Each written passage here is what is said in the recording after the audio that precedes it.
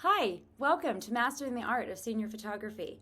This course will give you the tools to create and edit gorgeous senior portrait galleries. My name is Robyn Scherer, and I'm a professional photographer here in San Diego with over 9 years experience photographing high school seniors.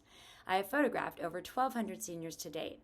I have earned my ClickPro Elite and Unraveled Expert Artist certification, as well as my Master of Photography in Senior Portraiture. But what does that mean to you? It means my peers have deemed me an expert in my field. Currently, I run my own business, and I'm also the senior portrait photographer for an all-girls school that usually has over 200 seniors every year. I'm super excited to share my knowledge and experience with you.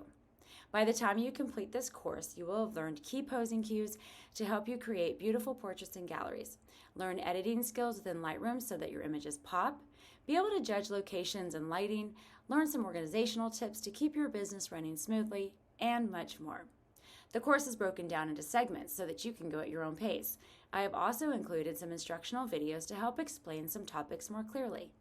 Some major points we will cover in class are posing cues, composition, lighting, cropping, styling, and much more.